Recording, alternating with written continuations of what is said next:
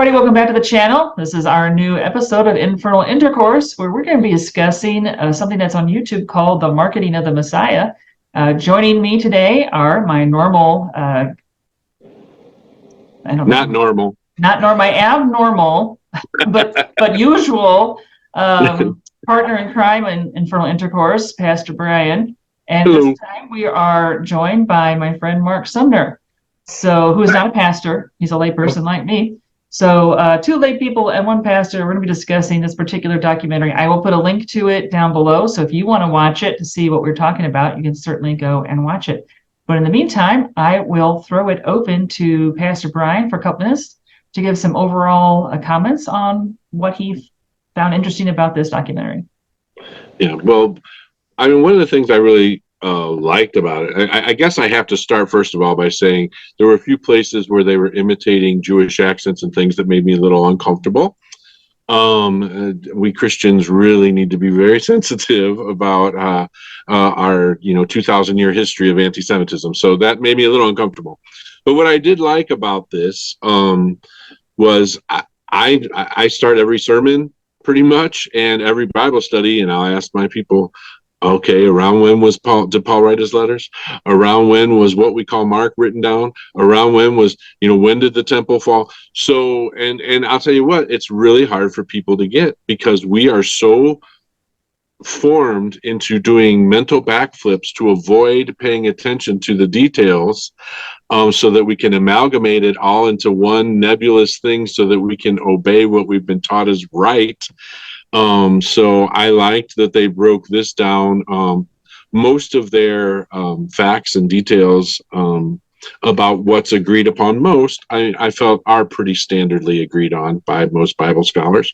So I'll say that about the video just to start. But if there was anything I would say is most important to understand from this, it's the timeline and the audience and the writer's downer and what was their agenda, right? And what was their context and what was their culture and where were they and when were they?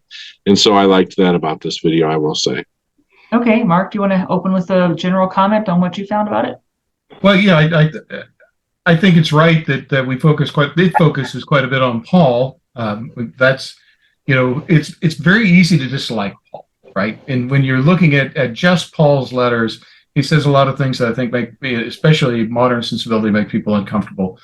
But it's really Paul's Jesus that we have, right? He's the guy that steps out of the darkness and introduces his character to us. And then even later, we're getting iterations on Paul's version of Jesus. So I think I spent a lot of time this week kind of thinking about Paul and who this guy was and what his motivations were in writing these letters.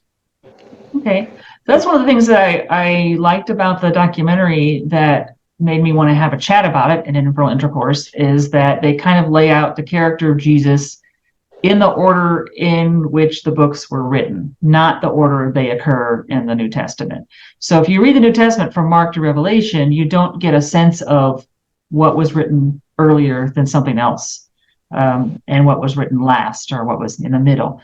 And so when you start looking at, okay, these letters were probably written first because Paul comes first, Mark's written much later, then you start to see an evolution, which Mark and I see maybe in our own writings sometimes, but in other people's writings where, a main character may start off pretty powerless in the first book in a series. But by the time you get to book 6 or 7, they have accumulated a lot of powers. Now they're going to be like Superman and they can do everything, right? And if they're like a detective, well, why can't they solve everything on page 2 because now they're so powerful?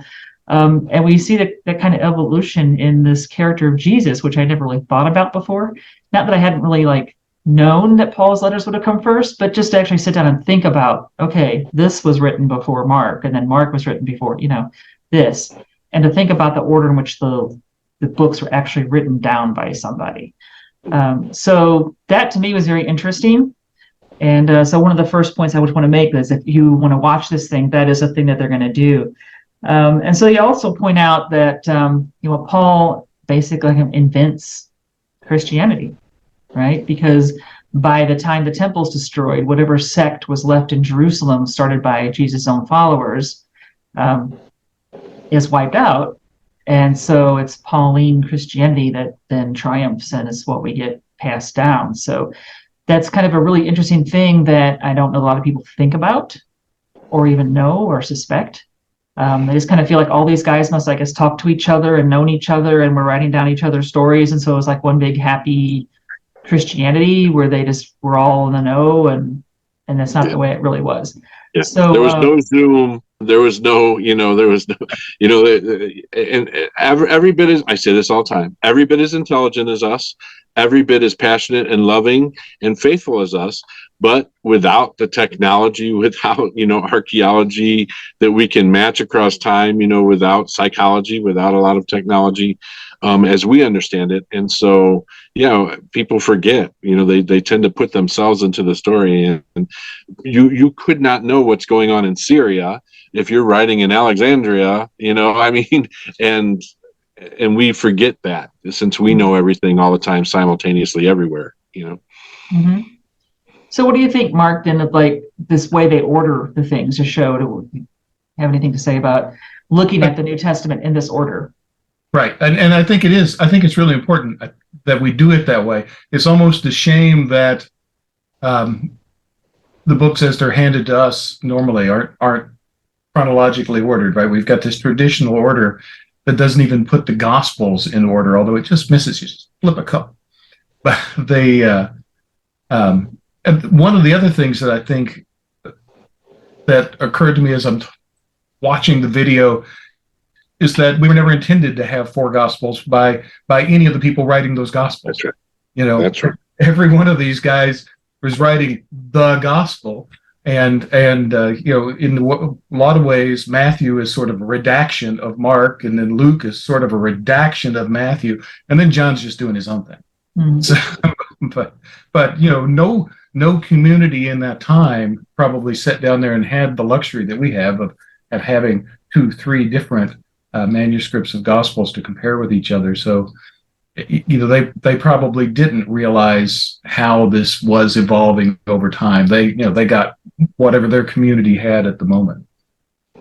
Right, and they do make a point at some point saying how many Gospels we don't have that are what we may have copies of them now, but that they're not in the New Testament. So someone at some point said, this one's not good enough, or whatever. It's not the one we like, and yet there's these dozens of Gospels that would have been circulated around, and maybe one person's only ever seen the Gospel of Thomas or the Gospel of Judas or the Gospel of Mary, and maybe never saw Mark, Matthew, Luke, and John, assuming they were named that in the past. But for convenience's sake, we'll just call them that. Right. Or maybe they only ever saw John, right? And so their idea of what Christianity was would have been very different if John's the only book you have as opposed to Mark's the only book you have. Right. Yeah. And I mean, until about 200 Common Era, and you have these very Roman, very patriarchal patriarchs who start deciding, right? And that's how we get Matthew first. They didn't like Mark as much as they liked Matthew. Matthew felt more theologically developed, so they put Matthew first. They weren't going to start with Mark. I think they probably were aware of that ordering a little bit. You kind of can't miss it. But they didn't like the theology. And of course, Mark ended, as they pointed out in the video, with everyone just confused and afraid, and nobody saying anything at the empty tomb. And boy, they fixed that right up too. That's not the way Mark ends in my Bible. Yeah, it reminds me of the end of Jonah. I'm always so amused by the book of Jonah, because it ends with Jonah making this complaint to God about not just like saving all the Ninevites, and all their cattle, and cows, it just stops. It just stops on the word cattle. And you're like, that's the end? Are you sure there wasn't more? When we translated that in Hebrew class, I got the giggles every time the cattle would come up. I'm like, what is it with them and their cattle, man? You're cracking me up. So that's what's important to them, because then they point out in this that Mark is really obsessed with the temple, because it's probably written shortly after the temple was destroyed. So whoever's writing this is writing it, say, circa 75, which is at least 40 years post Jesus. Yeah, I think that they never knew Jesus, probably never known anybody who knew Jesus, and now the temple's all destroyed, and they have to think, well, what happened? I mean, does God not love us anymore? Our temple just got torn down. God didn't come down and strike the Romans down for doing it. So what gives, God? So I got to write this book and I'm going to put this gospel down, but I have to somehow explain why the temple is gone, right? I think both Paul's letters and the book of Mark especially are written in this time, right? When the temple sect is in decline even before the siege of Jerusalem. So there's this kind of internal battle, all these schisms going on within what's going to be the future of Judaism. Who's going to win this fight? And in the video, there was a lot of talk about Paul like going to the Gentiles, and I don't think Paul would have seen it that way at all. I agree with you. Paul would have said, I'm converting these people to Judaism. I'm giving them Judaism light because it's better than no Judaism at all. Yeah. And well, it's interesting. It's the first time I've ever had it really so clearly put a possibility that maybe Paul was just kind of a narcissist making this all up. He heard the beginnings of it, and I'm not a Paul fan, so I kind of liked that. But what I would say about that is I do remember from archaeology, it was kind of a trendy thing for some Gentiles to attend the synagogue, right? Like especially in the diaspora. And so they said Paul made it for the poor, and maybe, but Paul was all about the rich widows, man. I mean, he was really. So it was a very trendy thing. It's like Scientology in that era, right? Like it's where the movie stars wanted to hang out at the synagogue. That was kind of cool. Yeah. The other thing the one thing I guess that was kind of central to where I disagreed with the video was they kind of make it out as if Paul is making up almost everything a whole cloth, right? But to me, Paul is almost like a guy who's coming in and he's writing the books on how to be a good Christian. But look where we meet the guys on the road to Damascus, if that part of his bio is an actual event. But we have every indication that in the 20 years between Jesus' execution and Paul stepping on the stage, that this Jesus cult has spread. That it's been pretty popular. It's done pretty good on its own without this Paul guy. It's already in all these little towns, and that's what makes it worth going out and stomping out. And it's not just attracting fishermen and itinerant workers. It's attracting good Jews, right? We keep getting told that this guy was a good Jew, and that's really what I think makes the temple sect nervous about this Jesus cult and makes them want to go out and send Paul to root these guys out. But so I think there is obviously some tradition that's there that Paul steps into. It's just really hard to sort that out from what he does come up with. I agree with you. I have always thought about it. I mean, clearly Paul was a very orthodox Pharisee, right? Right. I mean, clearly. And so whatever switch he had, I agree with you. It would have been about this is a new way to be a Pharisaic Jew. I don't think it was like, let's become Gentile. And I agree with you. I think he felt like he was spreading this incredible movement within Judaism to the empire, right? Of which he was a part as a citizen, as a rare Jewish citizen, right? So, he's a guy that does come off, fairly full of himself, right? And he must have felt, he's born in Turkey. He's working for these guys in Jerusalem. He's on his way to Damascus. He speaks multiple languages. He's a Roman citizen.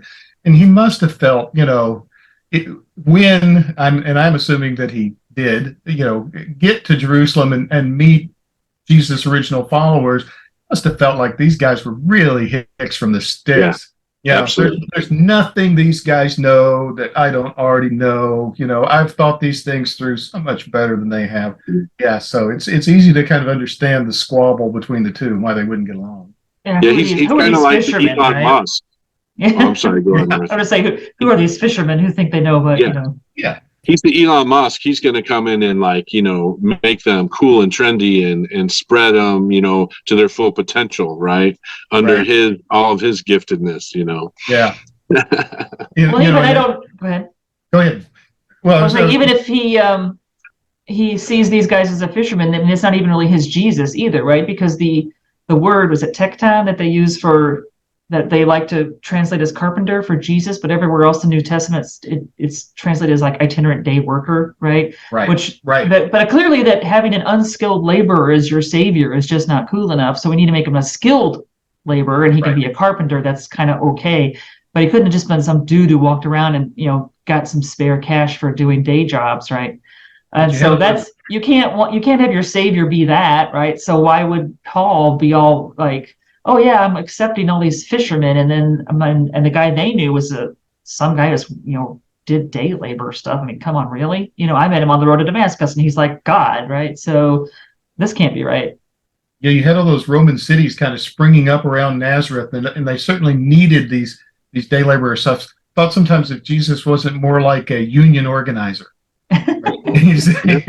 He's in there talking to the workers, getting these guys energized and everything, and making them stand up for themselves, but doing so in a way that is not violent, but trying to teach them. He's being Martin Luther King. He's being a little Hugo Chavez here.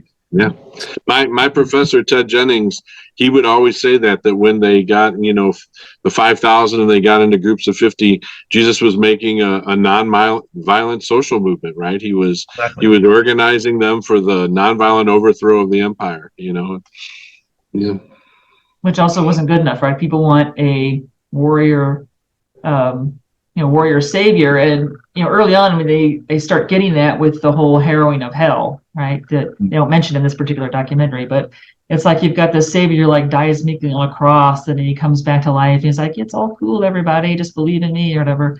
But if you really want that fire and your savior who's going to be active and he's going to do stuff, well, heck, he wasn't doing anything on Saturday, right? I mean, he died on Friday and he rose Sunday morning, so he's got his Saturday free. Let's just like go down to hell and blast open the gates and drag all these souls out, and do something like really active and cool and more warrior-like. So everybody wants to have their own Jesus, I started off as a Southern Baptist, and we didn't have that. So the first time I'm in a UCC church and we get to, he descended into hell, and I'm like, what? He did what? Yeah. Well, it's funny because when you say that, Martha, and your thing about the evolving superhero of Jesus, Matthew's gospel is the one where you get the fires of hell, and you'll end up in the fires of hell and the everlasting fires of hell.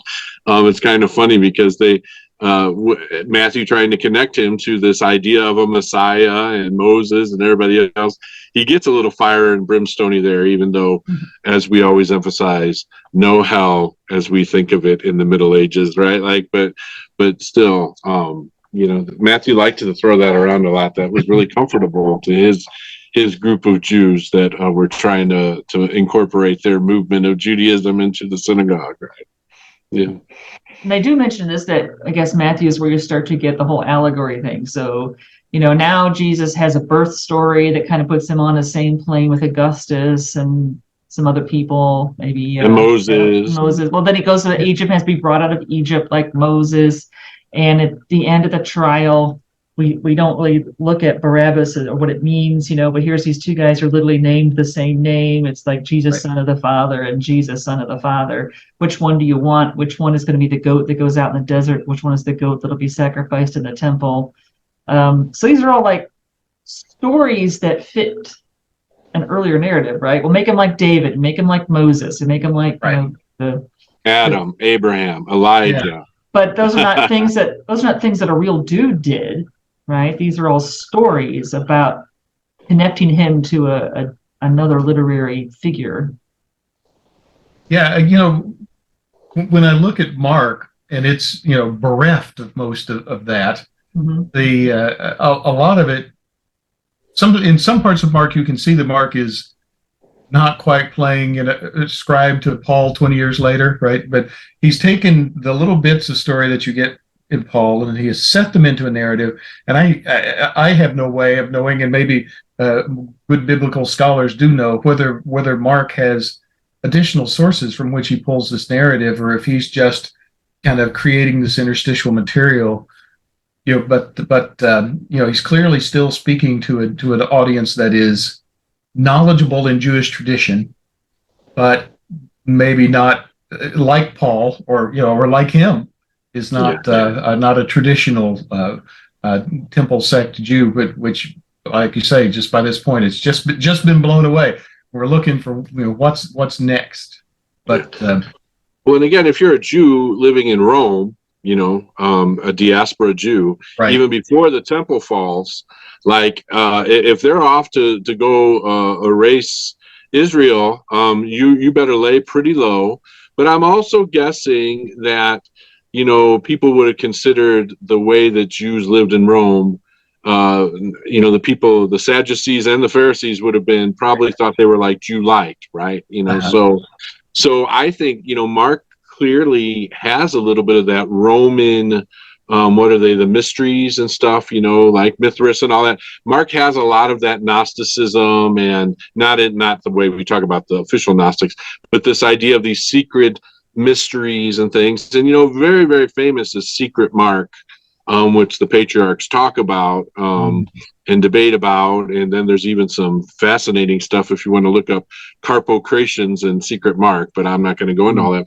But yeah, so there's a big belief that Mark came across from Italy over to Alexandria and had a whole secret gospel of Mark, because that's very much what Mark would have known as a Roman Jew. That was kind of how the cults of Rome operated. Right. So Mark very much sounds like that. And he takes that supernatural bent. I do think if he has a source, it is Paul, right? I agree. Because he takes that kind of supernatural Jesus. My seminary professor, he would say that, like, look for the places where Mark makes Jesus into a superhero, right? Even though it's a very human Jesus that Mark portrays. Relative to Matthew and Luke, yeah. Yeah, absolutely. All of a sudden, though, you get these little mysterious moments of Jesus that seem like they're part of a ritual to indoctrinate you into some new fraternity or something, And the language of Mark is fascinating. Mark is really, and then they, and then they, and then they, and then they, and then they. In the Greek, it's just this. There's no real pause in Mark. It's this very, very animated writing in Mark. Not beautiful like Luke, just animated. Right. Well, yeah, we're getting things written, and then farther and farther away from the actual person, assuming there was an actual person, which we'll talk about a little bit later. And then you get Matthew, as you said, and Luke, but then you get John, that's got to be one of the last things written, right? And of all of them, not just the gospel, but because now everybody is acting like some scenery chewing Shakespearean actor and using very flowery language. And it's not just Jesus, but these people point out, everybody around Jesus also has very flowery language, and they're not speaking the way people speak. And now it's the time that Jesus is like literally walking around with as they say, like the T-shirt that just says "I am God" on it, right? He's constantly telling people he's God and that he's a savior and that he's, I'm the vine, or I'm this, I'm that. And you don't see it come up in the life. Yeah, all those things are John. And only John, right? So if Mark had some earlier sources, and a lot of them may just have been oral sources that he was trying to compile, maybe. John's got any source he wants. So if he's able to get a hold of any copies of any of Paul's letters or any of the earlier Gospels, he could have used any of them. But he writes this completely weird, different gospel that doesn't seem related to a lot of the others in many ways. He's ready. I mean, if Mark couldn't picture Jesus's life, and I don't think Mark could have, even if they were contemporaries, but they weren't. But John, we're talking 100 to 110. It's literally a different world. It's like 3 eras removed, and he's a Greco-Roman philosopher. I mean, there's just really no connection between what John writes down and the life that Yeshua of Nazareth would have lived, in 33, or whatever. And Mark, you were going to say something?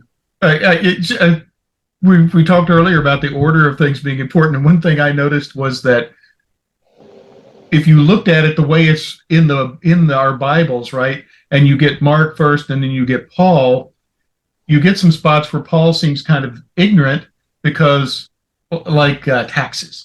Mark says, Jesus said, pay your taxes, but then Paul's like, I don't know, I don't really, but here's my opinion on that. I think you should probably pay your taxes.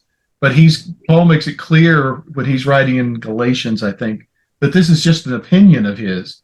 But, if you flip it around the other way, Paul says this, and then Mark takes it and just puts it in Jesus' mouth and says, now things that Paul gave as his personal opinion in the letters that came first become things that have been sanctified and given over to Jesus when Mark writes his gospel. Yeah, absolutely. I absolutely agree. One of my Paul professors, he really emphasized how much Paul kind of talks about when he's creating communities, but just Paul kind of orders what we come to think of as the kingdom of God, right? And so you're right. And then that all of a sudden becomes out of Jesus's mouth. And again, if you go back, I agree with you that the apostles probably are followers of Jesus, somehow passed on to Paul some of the story. But there's such a lot that's just coming out of Paul's worldview, and that then goes into Jesus's mouth later. That's interesting. Yeah. It's just sometimes when I'm reading Paul, it's more like somebody is writing like the rules of baseball. But surely they saw a game first, right? There had to be a story, some kind of narrative that all this stuff was set in. But I don't know what that narrative was.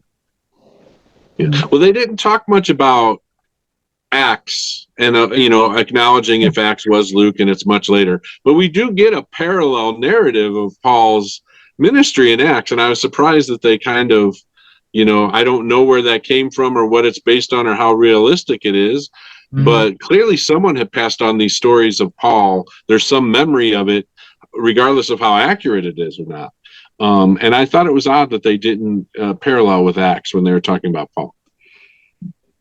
And Acts is kind of harmonizing. It paints over a little bit of the obvious disagreement that Paul is pretty upfront about in his letters and everything. It puts everybody on team Jesus and kind of gives them different assignments. So something they brought up. Go ahead. Go on, Martha. Well, something I brought up briefly was that in the first century there are all kinds of sects of Christianity, right? And we don't necessarily think about that either.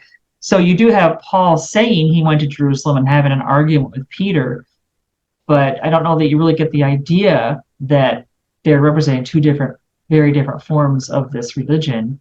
But then there's others too. We have not everybody who followed, say, John the Baptist ends up following Jesus. So then you have people who are following John the Baptist still. And you have, the Gnostics pop up. And as he mentioned, with the Ebionites and the Marcionites. And so there's all kinds of Christianities for centuries, because when the Vandals sack Rome, they're Christians too, and so were the Romans, but they were Arianist Christians, and they were heretics, right? They believe in the Arianism. So there's all kinds of Christians wandering around, and we don't think about that now. That there are just these competing versions, and that the Pauline version, the one that wins out at first, right after the temple's destroyed, when like Peter and James, assuming they were still around, their sect kind of gets wiped out. So you're left with Paul, but then you have these Gnostics and you have these other guys and the Manichaeans and all those people. And then it's, once they get to the state religion, which I do make a point of, then it's time to turn around and wipe out everybody who's left. The Pauline guys are just like, okay, who around doesn't, preach the way we want it preached? You're out, and let's go kill all of you, right? So those kind of Christians are lost. I think there's a book in my library called Lost Christianities that I may not have read yet. I have a really large to-be-read pile, like most people I know. But there's all these versions that we do not hear about now, and that each one thought they had the lock on it, right? We know about Jesus. We had the right version of Jesus, but it's only the Pauline version that wins out. So that's what we got. Well, and it's interesting because so then Luke, who not only inherits Paul's Jesus, but also inherits Matthew's to us, Petrus, you are Peter, and on this rock I shall build my church. So, of course, Luke in Acts has Peter have the dream that allows him to canonize Paul, right? Sure. And it's James and Mary, that stay with the Jerusalem group, that they split with Peter even over that, right? Peter splits with them and joins Paul. In Luke, written much later, who has to somehow jive with this idea that Peter was the head of the church, and you can't really have Paul at odds with Peter, right? Very interesting. Yeah. And what's amazing to me sometimes is just how much of this roughness is preserved for us. Yeah. Right? How easy would it have been for those guys in Nicene Council or sometime before that to just say, let's get it all together, let's get out our pens and let's just go through here and make sure this is all smoothed out. But there's still all of these nice little bumps and hints, and you can see, Paul saying, I went there and argued with these guys, and then Luke saying, no, they all got along. But it's each of the Gospels. In every little event is somewhat different in every gospel, and that's I appreciate that. It makes me feel like I'm closer to the authors, if not closer to Jesus, but I get closer to the author's intent. And I think that was the good thing about these very Roman, very patriarchal patriarchs. They kind of a little bit kept each other honest because they all disagreed with each other, right? And so I think they would have liked to have smoothed out the canon before it finally became canon. And definitely at Nicaea, they wanted to smooth out as much as they could, but the canon was already widespread enough that we know they did some redacting, the fish fry in John in chapter 21, and of course the Easter story in Mark and stuff. We know there was some redacting going on, but no, I agree with you. That's hysterical. I love in Mark, especially when you read it in the Greek. He's telling the apostles basically, shut up, you dummies, all the time. And can you even imagine the reverence we have for the apostles? And he's like, shut up, you idiots, like. Don't tell anybody anything. I'm starting a new mystery religion, right? That's right. And he's like, well, at least if they're not against us, they're with us. Poor Jesus and Mark is pretty run down and unchaste and set upon in every direction. He's pretty worn down as Mark goes on. Yeah. Yeah, when he nearly gets thrown off a cliff and various things, right? So Mark's short. Read it all in one setting because it's a short, easy, interesting story. And if you can, try and ignore the chapter and verse lines because that's awesome. None of that existed in any of this, by the way. Yeah, I don't know if you've seen our earlier episodes, Mark, but we've kind of discussed the same sort of thing with the Old Testament and how you get these various versions cobbled together so that even the first two chapters of Genesis are just completely different gods, completely different traditions. Oh yeah, absolutely. And you still have the whole almost schizophrenic God who's sometimes El and sometimes Yahweh. So you get the whole I'm the God of love and you should follow and love everybody. And and it's like, and sometimes plural Elohim. That's my favorite. Yeah. Genocide, loving mercy, genocide. It's all, all comes out just to pretending what verse you're in. So yeah, in the New Testament, we still have some of this. People are not getting it all cobbled together correctly, right? We don't have a one narrative that flows through it. And so you have these weird contradictions and oddities and how everybody is speaking very weirdly in John when things are much more like average people talking in Mark. But then are any of the other gospels sort of saying that Jesus is starting a new mystery religion, which he seems to be trying to do in Mark, but maybe not in the others? And then Matthew has all these about it. yeah, don't say anything. Why did you say anything? You sure I told you not to say anything? Why tell why try to keep it a secret? That's how the cultus, that's how the mystery cult that Mark was developing worked, right? That movement of Judaism wanted to be its own little trendy Mithras cult, right? But not Mithras, Jesus. Yeah. And people still do that. The Scientologists have tried to keep things secret. I think everything's been published now, so we all know their secrets. But the Freemasons try to keep things secret, and my uncle belonged and my father refused to belong, and so my uncle said, you need to join the Masons and be Mason like me. And my dad's like, I don't join secret cult kind of things. And my uncle would say, well, it's not secret. And I'd say, what did you do at your last meeting? Well, I can't tell you that. Well, you know exactly what they did at last meeting. They read the minutes. They looked at old business. They looked at new business. It's like every other meeting, right? It's so secret. But people are still trying to make these little. I could feel more powerful, I guess, or a little more in the know, right? Because I have a secret that you don't know, and my religion has this core where you can't know it unless you're like really indoctrinated into the secret levels. It's that And tribal instinct. We can't shake it. We got to find some way to satiate it, and that seems to do it this for a is lot where of I belong, right? And when you So talk about those apocryphal gospels, I'm trying to remember, is it the one of Judas or Mary Magdalene?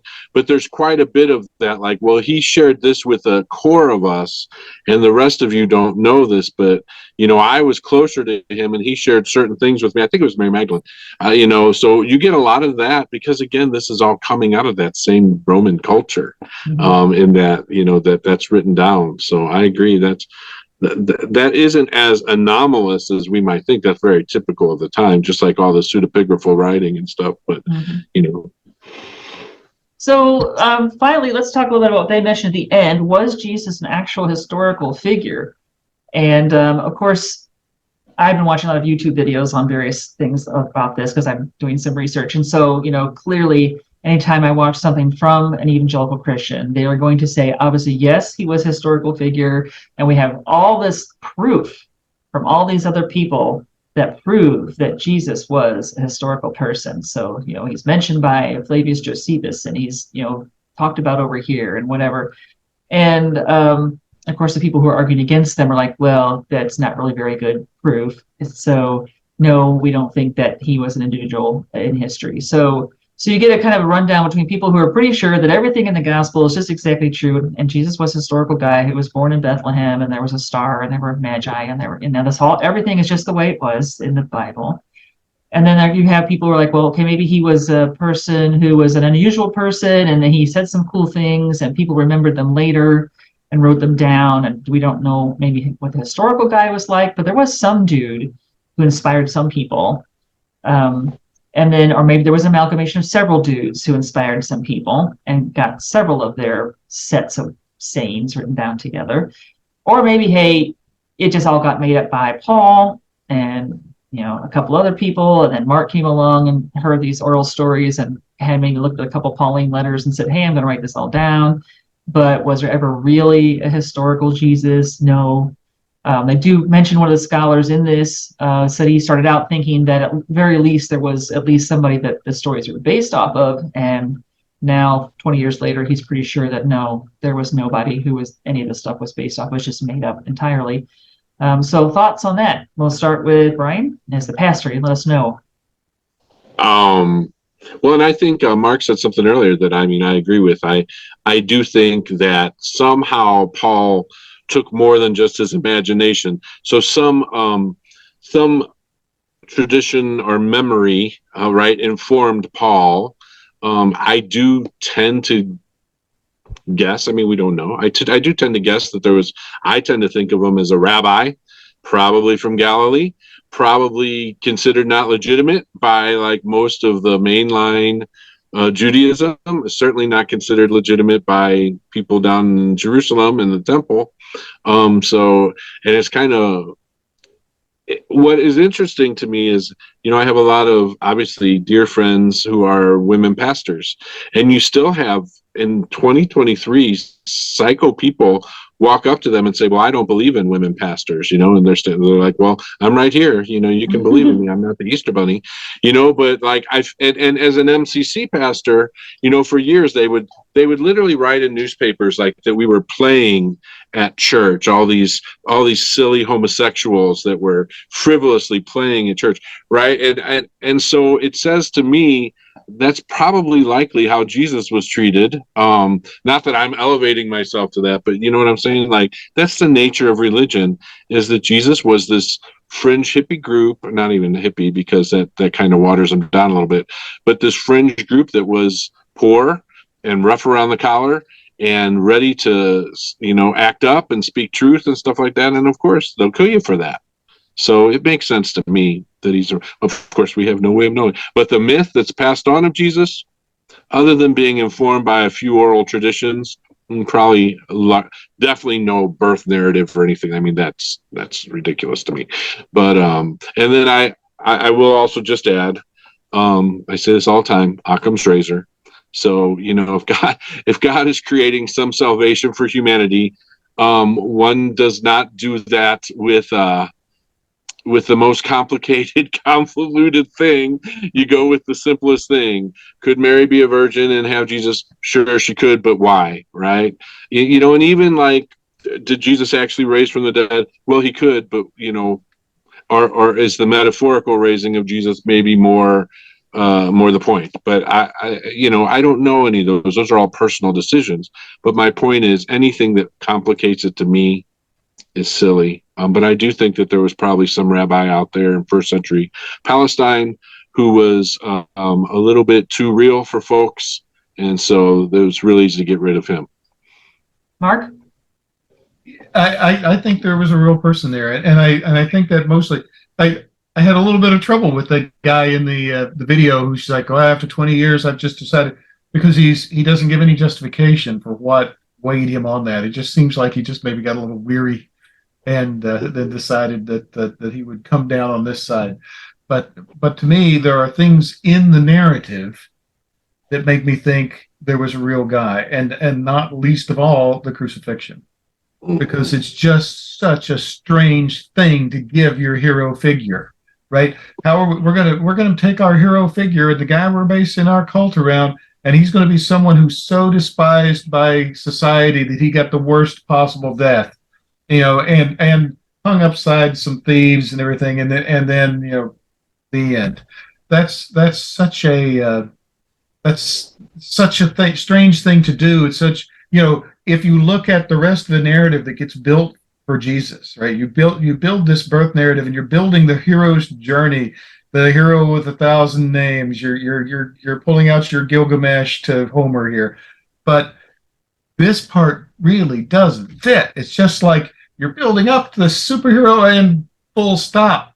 So that moment and a few other moments, some of the moments that are just plain weird, like Jesus at the temple, which doesn't make any sense in any context that I've ever heard it in.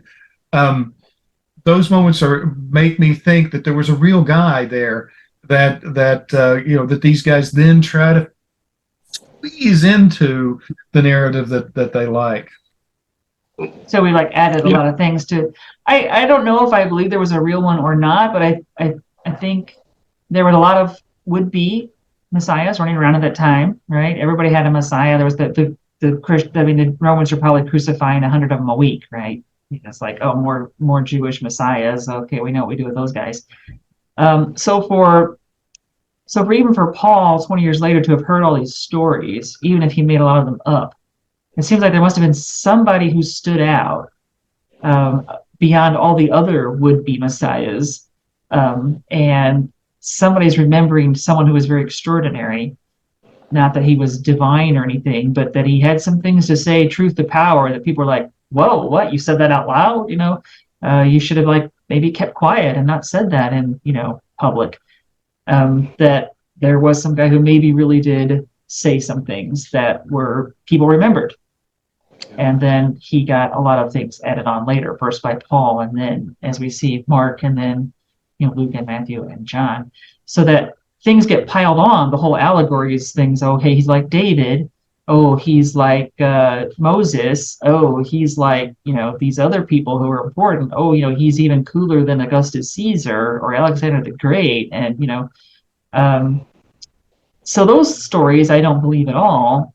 Sorry for anyone watching, and I don't know that the two people with me would believe in the actual birth stories that occur twice in the New Testament, but they don't make any sense. We know for a fact there was no census at that time, first of all, and then secondly, it made no sense at all to make people up and move to their ancestral city to be counted. I mean, your whole population is going to be disrupted, right? You just count people where they are. It's the same thing you do today. Look at a census, right? And just flip it open, and you'll see, it's like head of the house and the wife and the kids and any body who was living with them at the time.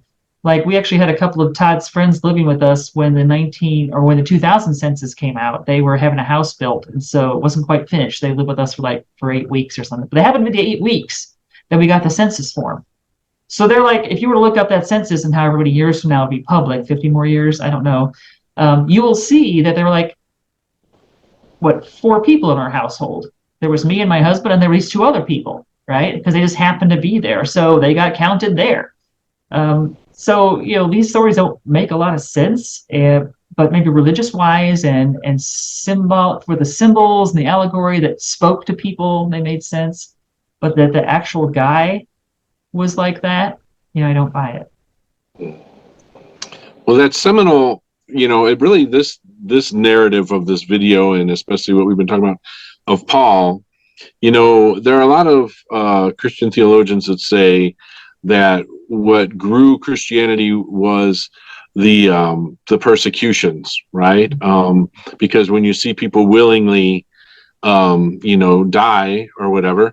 Well, and Paul was witness to that, right? Paul was the one that was going out there to force these people to convert back to the mainstream of Judaism, and he saw their faith.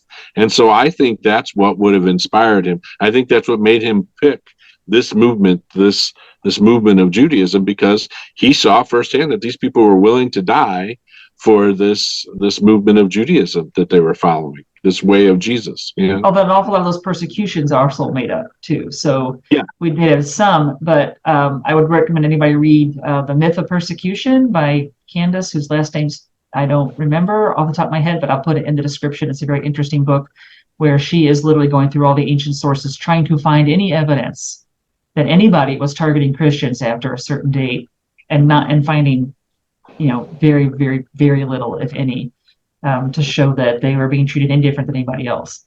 So the whole thing of, maybe the first few years, maybe, and Paul was out there doing some persecuting, but that seems to have died off a lot. And then after that, they just needed this narrative to hold people together, right? Well, all of our heroes, they all got martyred, and and then they start making up all these myths of persecution, and we're still seeing it today, right? We still see evangelical Christians playing the victim all the time, on how even though they're running things and they are in charge of all stuff, somehow they're always the put down ones. They're always the ones being spat on and despised, and they really don't have any power.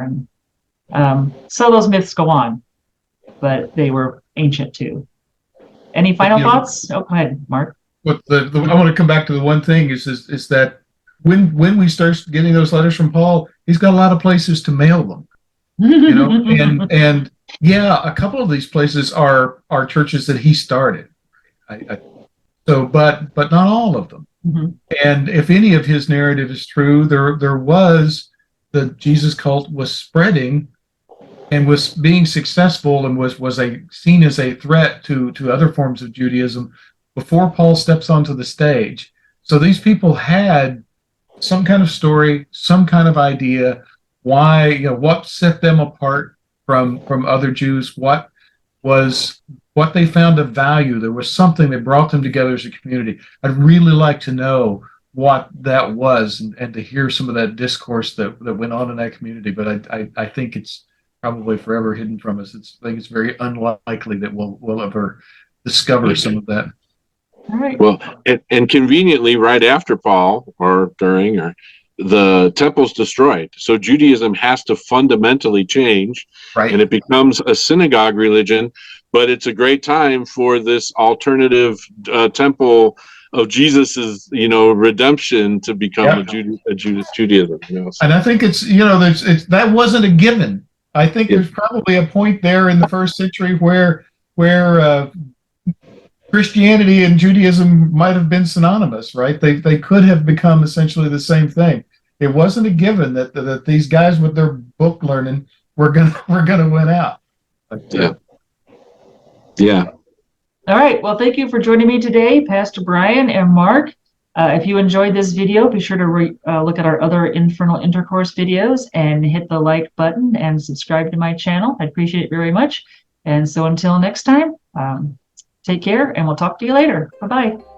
Bye-bye.